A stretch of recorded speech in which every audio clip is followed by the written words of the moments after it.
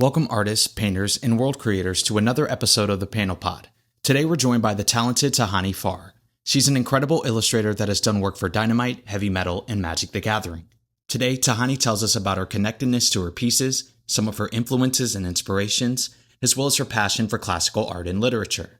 Make sure to stick around to the end to get into the mind of this passionate artist and support Tahani through the links in the description. Welcome back to another episode of the Panel Pod. Today I'm here with Tahani Farr. How are you doing today?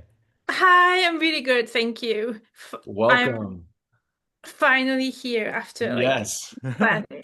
This is our second attempt at an interview, and Tani is definitely one of my favorite artists, illustrators working right now. She's done some amazing work. My intro to you, we talked a little bit last time, was your cover to Heavy Metal, and it's just incredible. We're going to talk about so many different techniques that you use, but let's jump right in. Tell us about your artwork and what it means to you. I actually have that one right there, right in the The corner. Heavy Metal piece is It's a just big so one. Yeah. badass. I don't really take it with me to shows because I began that artwork before I did any other one. So it was like one of my older pieces. And if you see in the back there, those were my first artworks. And I didn't know because I started like in fine art. So in fine art, everything is massive and you have to like, everything's a statement. So my first drawing that was kind of like in the comic industry was the heavy metal one, so I made it massive, and now I can't really take it to shows like in a portfolio because it's too big. But I can show you here if you want. Yeah, the last time we talked a little bit about the size that you normally use. Typically, how big are the pieces that you're working with? I can show you that. Yes, please. Now I'm like I understand that I can't do a super big one, so I do this is the size I Beautiful. This is my Assassin's Creed artwork. So this is kind of the size. If I went to do a little bit larger, like the work I do for Magic, I do them this size. This is so you Oh, see gorgeous. it's a bigger piece. It's like nearly twice the size. Yeah. But between that one and the other one you saw, and I can do like a little bit smaller. Like I've got a few smaller ones that now because I've got a lot of work coming in, I can't do the massive ones. So if I can do just the small ones, I do those. Mm. And because your works are so illustrious, large in scale, do you feel like, especially for something like Magic the Gathering, do you think it diminishes a little bit of the art by being printed so small? What are your feelings on that? I thought that was going to happen, but when I saw the card, I was like, actually no, because I think they use like a really good printer. What does happen is you can't see some things because you only look at the contrasts and you look at the main thing. So little things in the corner you don't really see unless you know they're there. So I think that makes the originals worth so much more because when you have the original there, you can like see all the details hiding around the corners because also the artist we make the art like this size and they crop it so they don't put all the artwork out there, so there's a lot that's still hidden, and I think that's what the magic of the originals or the prints is. You actually get like everything, all of it complete. Mm. And was that the same case for your heavy metal piece, or does that come pretty much full sized? I think no, that one comes like full size. Mm. But that's more like in the comic because in the Magic the Gathering they've got like smaller sizes and larger sizes and then the full size. And I think in the comic they only take off a little bit, but not that much. Mm. And the last time that we spoke, we talked about obviously your heavy metal cover, but there were some other covers as well where we talked about your use of the way that I described it was like the character's face would be the focal point, and then their hair would kind of be the background as well. And that's kind of what you did with the heavy metal cover, with the dragon or the beast that's in the background. Talk to me a little bit about Rabbit. that technique. Yeah. His name is Avis. So that came from my love for one of my favorite artists called H.R. Giger. And what I saw with his work is he would have like a main character, but that main character would also be connected, like biologically and mechanically connected to a background, and the background was herself in machinery. So when I saw that, I was like, wow, that's amazing because like everything is the character herself or itself. So when I want to do a character that I want to make it englobing, like englobado, englobing, like very strong and very present and all there, like very omnipotent, you could say. Is that the word? Yeah, yeah, definitely. Just all So encompassing of the idea all for sure. encompassing, that's it. So that's what I do. Like I make the hair part of the sky. So you it's not going to end. It doesn't end anywhere. It just carries on and carries on and carries on. And I think I've done that like in three or four artworks. I really enjoy that you stop the artwork somewhere, but it carries on like a cape. The cape just carries on, and you don't know where that ends. The hair just carries on somewhere. Or I also do the same, but with mist or smoke. There's a mist coming up, and that just kind of like gives it like an environment. Everything's got like part of the same environment, and it just brings it all together. And you definitely did that with your Assassin's Creed piece that you showed when it comes to not necessarily like using the background as like an all-encompassing idea like we were mentioning, but creating that spectacle and that environment, I think you also just do like a really, really good job at. And then that balance between like the character's face and then them walking towards us, you're able to create spectacle and ultimately storytelling through covers, which is an incredible feat to have. That one there is idea a bit more like a movie poster. Like if you see the mummy posters, like the old mummy posters, and you've got the main character and then you've got the little ones around. And so you can see like a story getting told, and there's a big like the big image of the main character has got like an aura, and then everything else has got a storytelling. So that was kind of like my idea for that one. It was also came from a photo shoot that I did in Death Valley, so I already had all the reference, so it was a lot easier. That's really cool. And tell me how big of a part environments play in your pieces. I know that you we were just talking earlier, you live in the mountains, you live in kind of a remote area, so you have a lot of reference to go off of. Is that of any inspiration to your pieces, just nature in general? I think environments and attitude. I think like the whole thing. When I do an artwork, I try to make it like if it was a window into another world. So, and one image has to englobe like the entirety of a universe, a story, a character. So you have to look at very minute details. It's not just a sexy girl being sexy. She has to like be able to tell a story with her hair, with her hands, with her look, the angle of the camera. Where are you looking for? How is she standing? With like those kind of small things, and of course, like everything she's got on and the environment, the lighting, the color tones.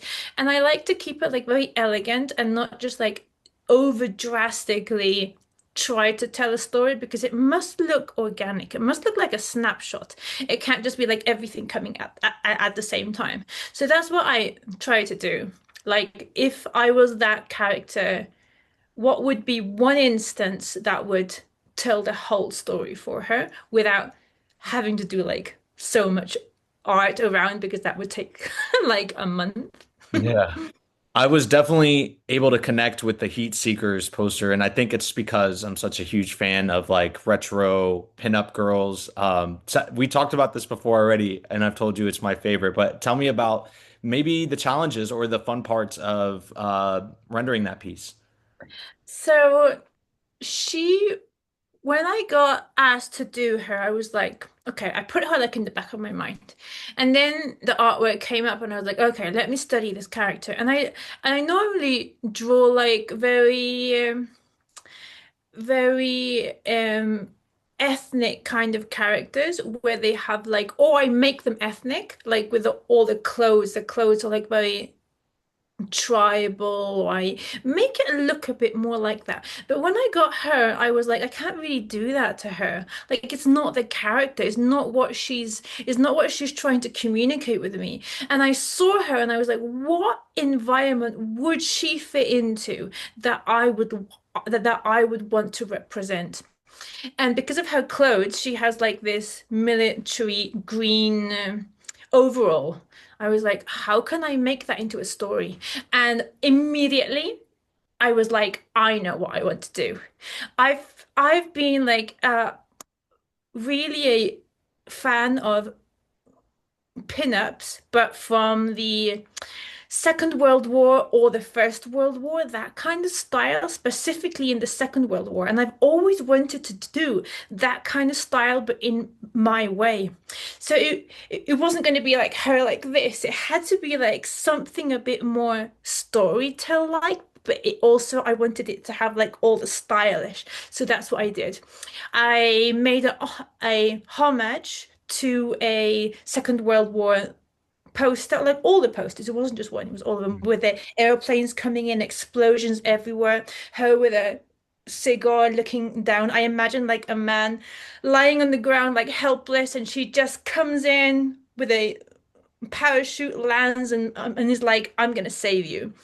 With all that, with like an open bikini, like really hot, but at the same time very in control. And she wasn't just standing there looking sexy. It was actually in a story. So that's how all that came. And I did her, I think, in about 5 days because it was Wow. like it really flew Hmm. out. Yeah, it And yeah, was really that's again, that's one of my favorite pieces. I love the commanding presence. And I've seen you do a Wonder Woman before, and I'd love to see you just take on other, IPs and characters and just seeing your different takes on them because there's obviously you have versatility. You're able to tell different stories and speak different languages when it comes to art, and that's incredible and fantastic. I love Um, stories above everything. I'm listening to stories all the time. Whilst I'm painting, I'm always listening to stories. Like I listen to um audiobooks. I listen to like maybe one audiobook a week, and it always has to do with the artwork I'm doing. I'm creating. And when you receive, let's just say, pitches or people reach out to you to commission work from you, are they giving you fine details about what they want, or are they saying, Tahani, do whatever you want, or Tahani, this is what we want uh, from you specifically? Most of the time, people come to me already with the idea that they want to see me interpret their character. So they want me to bring it to life. So lots of people give me very little details, like just the minimum. And they're like, if you want to investigate more, you can investigate more, but we want her to be completely yours, or we want them. Like recently I got like a very large commission with so much going on. But in the end, it was just information, like small pieces of information everywhere, and I had to be able to loop them and put them all together. Hmm. And but in the end, it was all my creation. Like everything was how I imagined every character and the scenes coming together, the robots, the stars. So yeah, I'm really blessed to have the opportunity to actually be able to create something completely mine, like with my style, with my characters, the images. I can use myself as a model or somebody else. I'm not asked like specifically, not hardly at all, no. Who are some of your biggest inspirations when it comes to art? Maybe we can see it in your work a little bit, or maybe we don't see it at all, and you just love them. My very first was Luis Royo. I think you can see that through my work. Like you can see my work on that like ethereal, really sexy, erotic, but not like too in your face. He's just more like post-apocalyptic, standing there being sexy, being naked with monsters all around. Mhm. I love Luis Royo. Then HR Giger. Those two were my very first since I was like 13. And then after that came Frazetta, and a lot of other ones. I also like Manara, Milo Manara, Sergio Topi, Boris Vallejo, Julie Bell. There's like so much Sorayama. I'm like obsessed with Mm. the metal work with Sorayama and also like the elegance and yeah, it just goes on and on. I just love a lot. Also, I really like ancient art. So Mm. I like Caravaggio a lot. I also really like Rembrandt. So I can just go and observe the simplicity and the beauty of Rembrandt. And I love going to museums and just looking at the statues and looking at all the textures and the ancient artworks. These are so beautiful. So I've also got that influence. And then I grew up with reading a lot of fairy tales. So, but it wasn't like the Disney fairy tales. It was like the old school, like the really old Brothers Grimm. I've got like all of them. I've got here, like very dark Hans Christian Andersen, all that kind of, and they were also all illustrated. So I think all that one together with the other, it all just came together in the style that I like. And being half Mexican, half English, so I'm able to like I see all the gods, all the Mexican gods, and all the deities on this side. And I also mix them with like the knights and the princes and the Celts on the other side. And I think it comes in symbiotically to be something quite unique because it's got that tribal, but it's also got that heroic kind of vibe all together. Mm. I think. Yeah, that was really well said. And there were so many different layers to what you said as well because of your influences. I mean, all of those artists are for one incredible. And then you pull from classical, and then you went all the way up to Frank Frazetta, which I like always perk up when I hear that name. He's like my favorite of all time. So yeah, Oh, your yes. ability to capture anatomy, and then Sergio Topi also stood out to me because one thing I noticed about your work is capturing capturing ethnicities. Like no two characters or women that you draw ever look the same. Whether it's the size of their nose or the placement of their eyes or their cheekbones. How important is it for you to capture culture in your work, and what does that mean to you? Well, I love history and I love personality and psychology.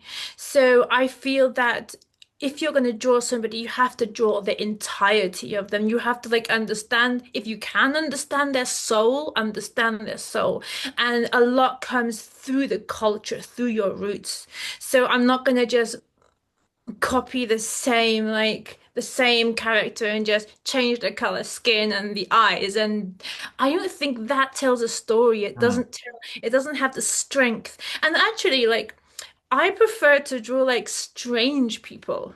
Of course, when you're like drawing superheroes, they all have to be kind of like attractive.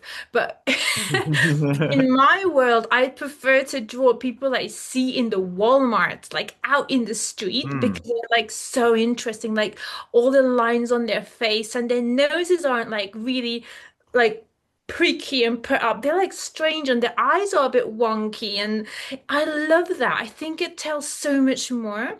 But when you're drawing superheroes, it's kind of like a standard.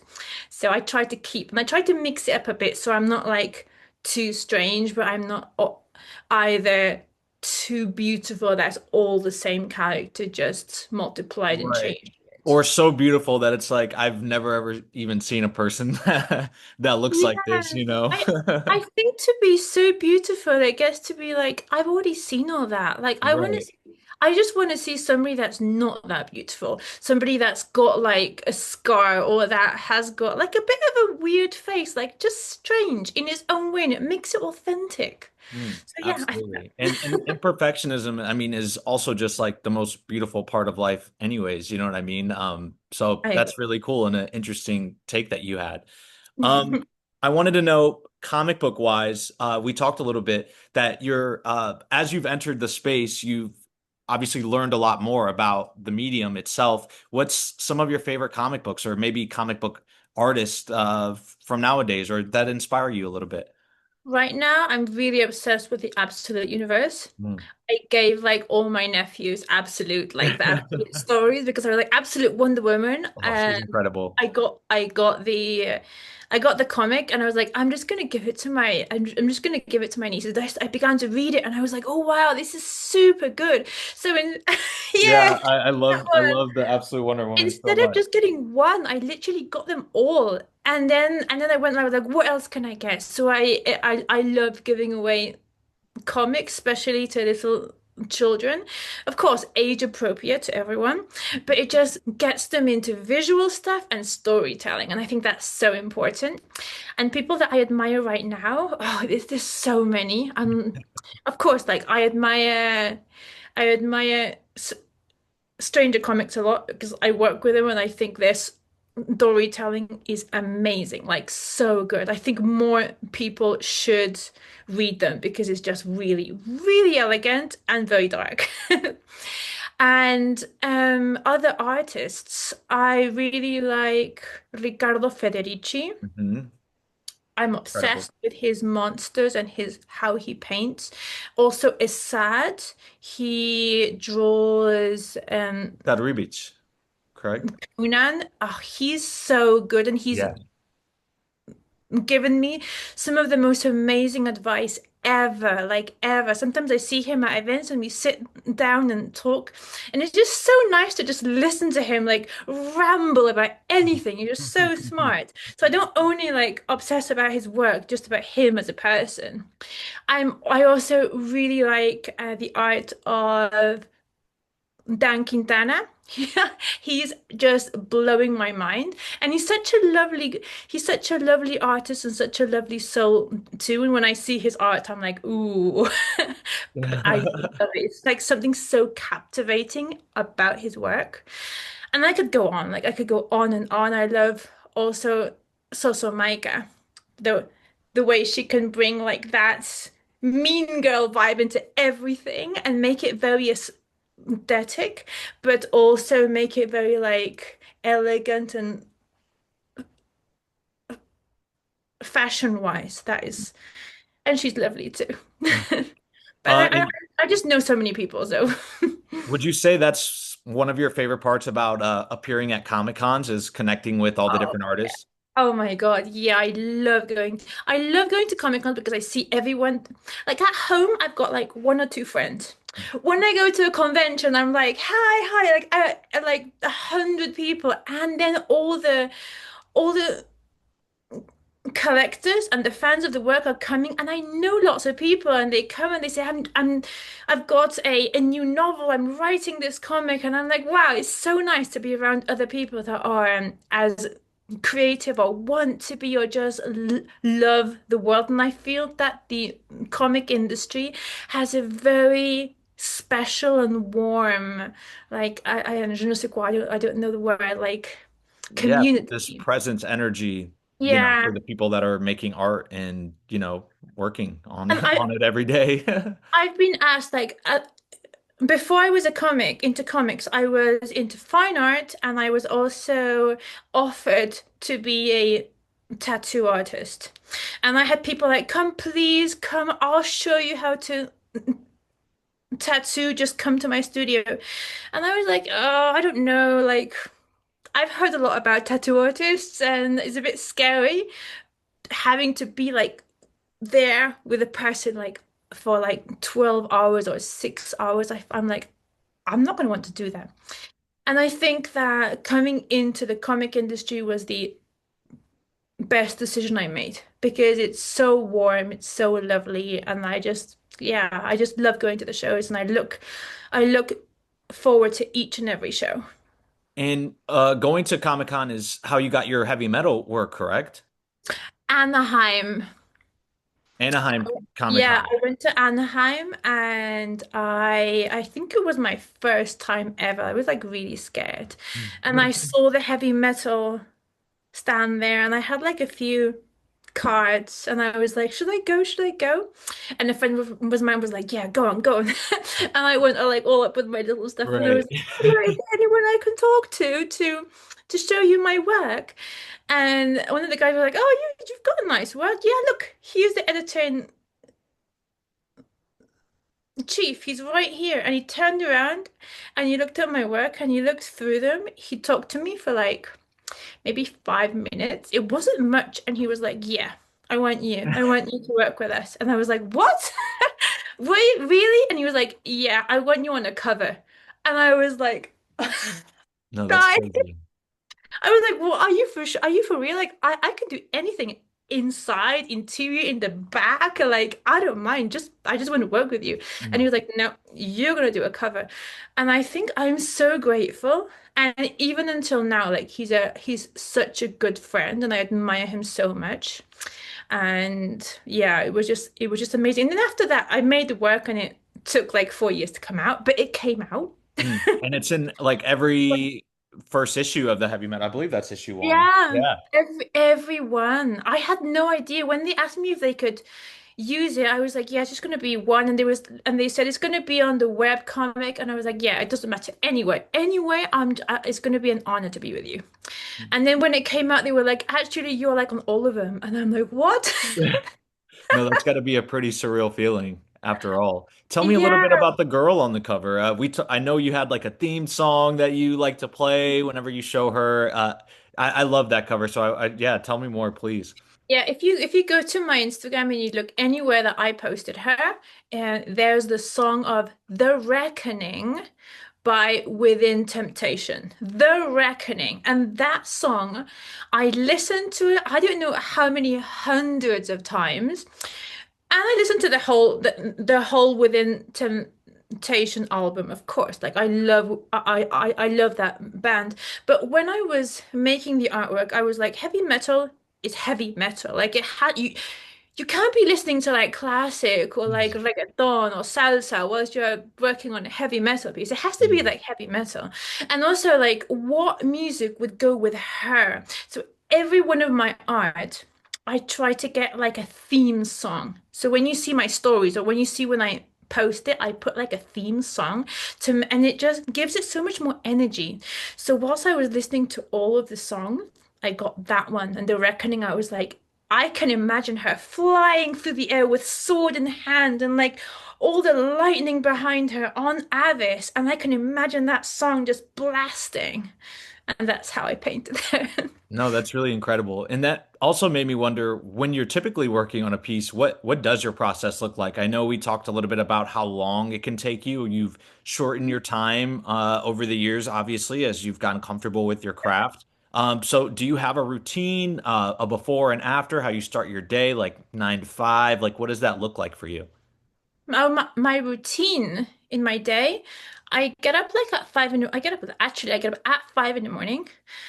I go to the gym at 6. I work out for 1.5 hours, nearly exact. I have a cold shower and then I come home. I feed my animals because I've got loads of animals. I do like normal house chores. I meditate. I journal, schedule, because I like to keep everything like very in order so I can go back and like see everything I do. And at between 10 to 11 o'clock, I already have to be with a coffee in the studio. I only eat normally I eat twice a day, but right now I'm just eating once a day. So I eat until like 2 o'clock. Hmm. And I'm in the studio and I begin to do like the internet work, like what I have to use my mind with. Because art, I don't really think you use your mind a lot. I think it's more like just letting it flow. So the art is the easy part. The hard part is the answering the emails. And I've got like an agent and she helps me a lot with it, but I like to analyze. I like to analyze them myself. I like to go through what can I do, what can't I do. All the like the reasoning and that I do early in the morning. And then like about at 2 o'clock, then I go into just the art and that I go until like 8 o'clock at nighttime. And the way I do a artwork is I have an interview with the author or with the director or whoever about an hour, or they send me information, and then after that I make a sketch, I send them the sketch, or maybe between 1 to 3 sketches. If they like it, they tell me whatever they like on the sketch, and if not, I just do little modifications, and then after that, I start to draw it all out, like in pencil, and then I go right in with oils and acrylics. Mm. And then I scan and get it ready to send. And you talked about fitness. We talked about fitness earlier as well, and Frank Frazetta too. One thing I Oh, learned about Frank, he was an interesting guy overall, but he used himself as reference a lot of time for his pieces. And this guy was actually like muscular and was like fit and wanted to look like the characters he was drawing. So I know for me, it's pivotal. And for you, you said it's a necessity to make it a part of your routine to take care of yourself because you're sitting at a drawing board all day. You've got to be able to, move your muscles and, stay healthy. I'm also much happier when I work out. Like I just get like this energy. And when I stop working out, I just lose the energy. And like I can still draw and I can still paint, but I'm not like so alive all the time. Mm. So yeah, I just really enjoy also like I'm just in my studio up in the middle of the mountains, like all the time. So when I go to work out, I do CrossFit, and I've got like a whole community of people that I see that we work out together, and it's nice just to like have that little piece of like human Yeah. human interaction before I come right up into the mountains again to carry on doing the artwork. But yeah, also because we're like sat down for like what 10 hours, 15 hours sometimes without stopping. So every hour I stand up and I do 15 squats. Hmm. Yeah, I do 15 squats. I stretch, like all stretches. Sometimes I do some push-ups also every hour. So, and at the beginning it was horrible. I was like, oh, this, I don't want to do it. I know the feeling. Yeah. But now I'm like, it's just my routine. I kind of like just do it normally, and I feel a bit weird and shameful when I'm not doing it. No, same. I feel the exact same. I almost can't work if I don't get myself outside at least and just get my blood pumping or sweat. Like if I sweat, then I know my brain's working at least. I'm so glad. Yeah, I'm trying to like inspire because I feel that being an artist, look, I think it's very underestimated how hard it actually Mhm. is. Absolutely. And how much work it is because you kind of it's so easy just to get lost in it because at least with me I enjoy it so much that I could like stop eating and stop going out and stop going to restaurants. I could just stop everything and just do the artwork, Same. but I don't think like I'm gonna live that long if that happens. So, and I think lots of artists also get that, but it's just so easy just to go into that. Yeah, So just it's one of my balance. friends. His name is Ian Cinco. He's an incredible muralist, artist, comic book artist, and he talks about the squishy place, which it's not a term that he coined, but how dangerous it can be to like, oh, I love art and I love comics and media and music, and it can be hard, but you forget about the reality of like what Yeah. your life actually demands of you. So you have to have that like fine balance. And ultimately it'll make you a better artist. Like the drawing board will be there. You'll be able to come back. You know what I Your mean? back doesn't hurt. Your arms don't hurt. I know lots of people that they have got so big Mm, problems and their hands hurt. And I'm like, so grateful. And I'm not like I'm still pretty young, but that's why I lift so much and I do a lot of back work. Every day after working out, I do another 30 minutes of only back or inner core because also when you're sat down, the core is weakening a lot. mm. Interesting. I'm learning something as well here too. That's great. That's incredible. How would you say discipline plays a part in all of that? From the artwork to the fitness, is discipline a big word or I guess just something that you just have to instill every day for yourself? I think that to be a good artist, you have to be extremely disciplined. It's not just about being very talented and working a lot. It's you have to be very disciplined because you could be amazing, but if you can't match a deadline for a client over and over again, they're going to be like, we're not going to risk it with that person. So I think that and also you have to be consistent in yourself a lot. But I think that's with everything. If you want to be good at anything in life, you have to be like that. At least for me. And I enjoy doing hard things, and I really like the process of things, like not actually the end part. The end part is fine, but I like all there from the beginning, like until nearly the end, right to the end. And then in the end, I'm like, okay, next. Right. You can move on to the next thing. Enjoying the Yeah, process is a big challenge for most people, I think, in general. You want to get to the end, get to the end, but like, especially with artists, you get to enjoy that, I enjoy. you know. I never really, and I have to make myself because the end comes and I just go right over it until the next. Like I don't stop and Mm, be like, let's go out and celebrate. I don't. mm, And I think I have to learn how to celebrate because I'm just like one to the next, and I just enjoy it. But mm. at some point, I think it becomes a lot for like everyone else around me. Yeah, there's good and bad parts to it because at the same time you're like elevating your craft. You're for your case, getting more work and getting faster at doing it too, which is just gonna Yeah, work for I used you to in take your case. 1 month a cover. Can you believe that? The hard ones take about maybe 8 days, 9 days, and a normal cover I can do like in 3 days. When you say hard ones, does that have to do with like scope or dimension or like what exactly makes one hard compared to just regular or easy? Sometimes it's because I don't understand them completely. Like, let me show you one. That does not look very hard. I just finished this one. Here. This one, when I drew it, so this one here, I just finished it not very long ago. Oh, it's I should beautiful. Yeah. should I show you like the sketch so I can explain? Sure, yeah, let's do it. Let me show you. Yeah. If I can find it. Oh, here it is. It was here. Okay, Oh, so this one was a hard one because I didn't really. So I did the sketch. This is the sketch. oh wow. Can you see that? It's a little blurred, but I'm seeing some of it, yeah.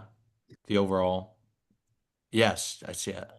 But you see, there's not a lot of movement in it. So I I was about a week working out how can I give it movement, and this is the way I gave it movement. I It's put like that mist over the lines. hood and the Exactly. blood dripping from the sword, all of that kind of is what's giving it that Exactly. The motion. hand, the position of the hand, so you can see all that. And so it's a small artwork, and you wouldn't think that that would have been hard for me. But the thing is, I didn't understand it. So as soon as I understand the piece, and some artwork, I just immediately get it and I understand it, and it goes right all the way through, and I can do them in 3, 4 days, and that's fine.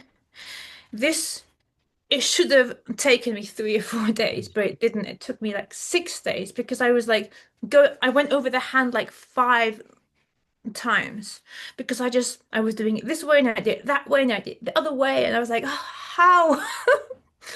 And finally I got it. Hmm. So, so some artwork takes longer than others, some because they're like a lot going on, but others just because they have to come to life. It's not about doing really nice art. It's about doing art that actually flows and connects. So that's what I try with all of it. It has to connect with me, but it has to like look easy. Hmm. If it does not look easy, there's something wrong there. Yeah. So would you say that is the most challenging part for you in your, I say, artistic ventures, just understanding the subject, or is there something else that's harder than that? The most challenging part for me is to rest, to stop. Hmm.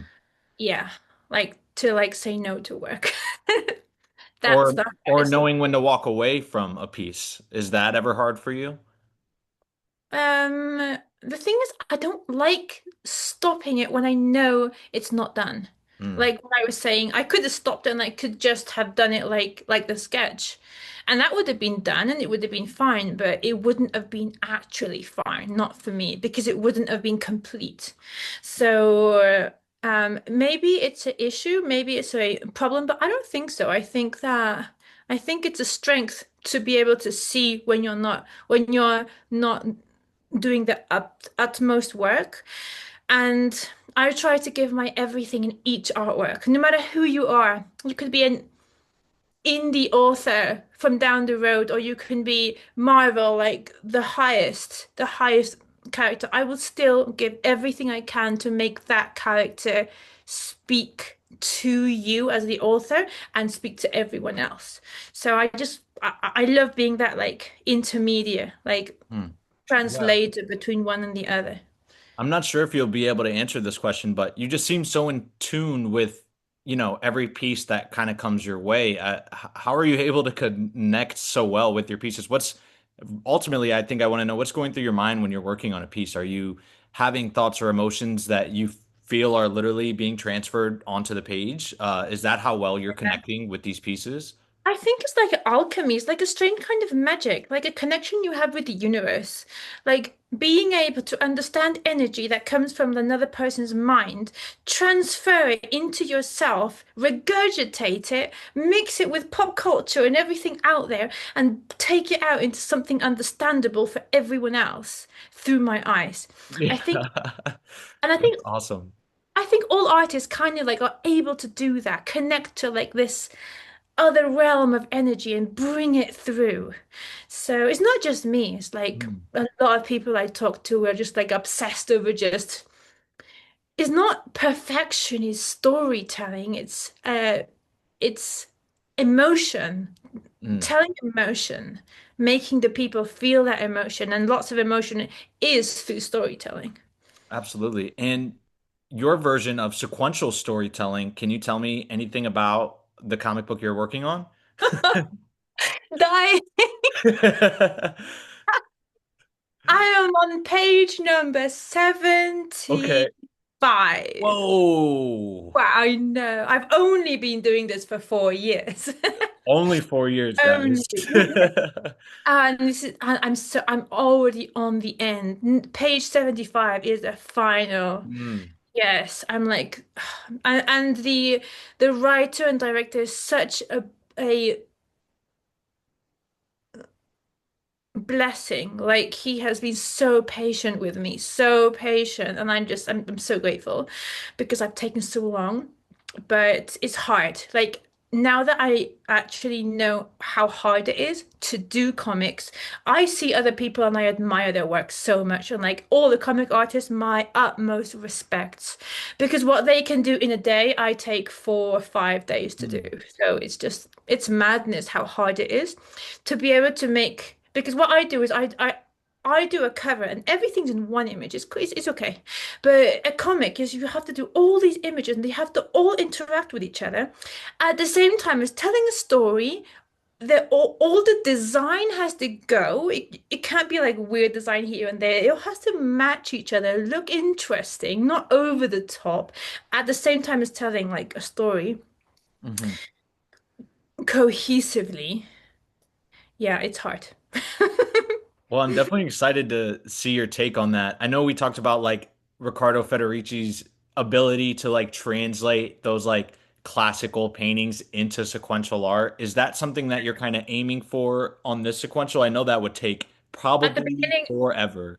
at the beginning, I had like a book of Riccardo Federici and Serpieri also, and I was like, I like Serpieri so much. He's like so like very erotic, and the lines are beautiful. And Riccardo Federici has got like all his colors and tones and shadows are like beautiful. Yeah, I was trying that. No, that lasted like a day. No, I was like, what can I do? Who else do I like that I can like get inspiration from? That is like a lot more simple. Hmm. And I went to Jean Giraud Mobius. I love Mobius. He's Same like here. so good. His art is so beautiful and just so pristine, like not over the top, not under. It's like exactly. So I was like, that's the person. I'm gonna just learn from him as much as I can, observing his work, and see if I can tone my artwork so it could be like instead of taking a month a page, I can at least take 4 days. And you say that's like style wise, you're taking influence from Mobius. That's incredible. Is there anything you could tell us about the story? Oh yes, it's called Space Command. So you can see it's not my story, it's by Mark Scott Zicree, and he's a director of sci-fi. So he's got Mm. a whole series that you can find I think on Amazon, and you can also find him on YouTube or on like some platforms, and it's very inspired by Star Trek. So that's kind of the energy. And what I'm doing is I'm doing the backstories of everything that's happening now Mm. in a series. So he's making a series like with actors and everything, and I'm doing the backstory.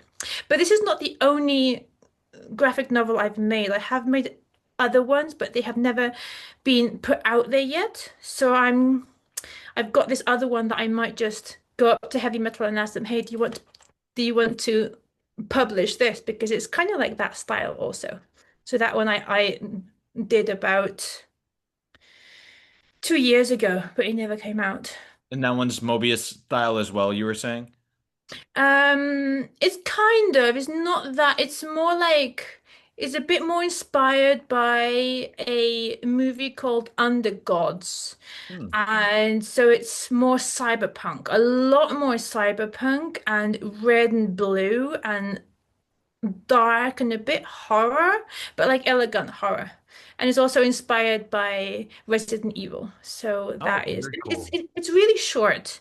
So I'm gonna see if I can. I just have to like make myself do it because right now with all the work, I don't really do much else. Yeah, you're seriously a machine. A couple more questions before we let you go.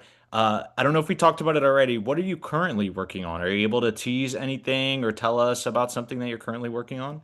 I'm right now. I've got two deadlines in like next week, and they're all for Magic the Gathering. So I can't say anything else about that, but they're going to be really cool. So they are projects that I've been wanting to work on like forever, and they're part of the universes beyond. But that's it. Okay, cool. Well, without telling us anything, or without, I know last time when I asked you, you were like, "Oh, I can't give it away." But what are some characters, if you were asked to illustrate any character that you wanted to illustrate, whether it's from Marvel or DC or even Image Comics, what are some characters or that you're fond of and you would like to illustrate? Um, I think Poison Ivy would be like really cool. I could do like a really interesting version of herself. I like her a lot. There's also a plant here in my garden, actually, outside, that's called Mala Mujer. So I've always Hmm. imagined her like it's a kind of like a stinging nettle kind of plant. So I kind of imagined a poison ivy like with an edge to her, like a bit more instead of like very sexy, a bit of more of a wild like a wild plant Hmm. kind of energy. And I'd like to do that. I also would love to draw Wonder Woman. You have one piece of Yeah, her from years ago, correct? that was from the Pepsi Card remake. She's up there on the wall. You can't see her, but she's right there, the original. Very Yeah. cool. So I'd really like the Absolute Universe. It would be amazing to work one day with any character I think of there because I just really like all the darkness that's coming through and the interdimensional vibe. I kind of like anything that has to do with interdimensional stuff. I also would really love to um work with the video game. Oh my God, I forgot the name. The one with the horns. What's the word? Oh, Battleborn, maybe? I I was just talking about don't it literally yesterday. The one that Elon Musk plays. What's that one know. called? I definitely wouldn't know then. Seeing you draw her armor would be cool because you're really good at texture as well. So like seeing like, and then you talk about poison ivy, like the texture on a plant like would be different than metal. So like seeing those two different, well, just seeing your textures on these characters would just be really cool to Because see. I do them all in acrylics. I think that's the difference. When you draw traditional work, you can see the textures. And instead of oils, I draw acrylics a lot. So you see like all the brush strokes. Mm. And I'm trying to make them more and more organic like that because I used to just over detail. And I think it's a lot nicer when you detail like close up and then around you just let it go wild. I think it looks a lot more natural like that. Mm. That's incredible. What can you leave us with? Are you going to be appearing at any cons? Anything you could tell us that we can how we can support you, or just follow your work, your Instagram, anything to leave us off with? I am going to be in 3 weeks in Arizona. Yes, in Phoenix, Arizona for Fan Fusion.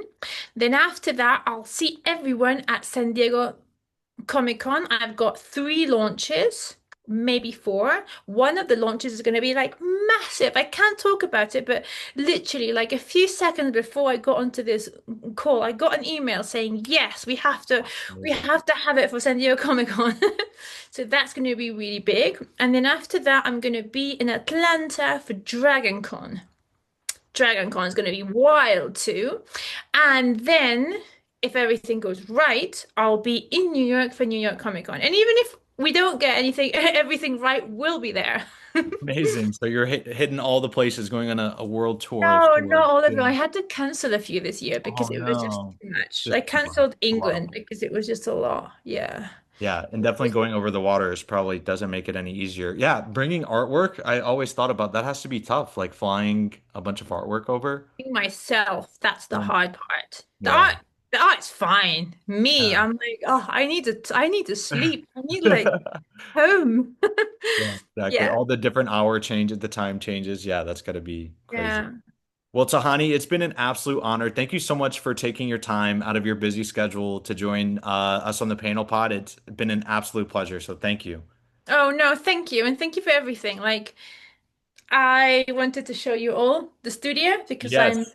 this is my favorite place in the world right now. So I just wanted to make it here and thank you for rescheduling everything. That was Yeah, amazing. for sure. I'm sure everyone's going to love to hear this interview and get some insight on your work. And guys, support Tahani. I'm going to put all the links in the description to follow her.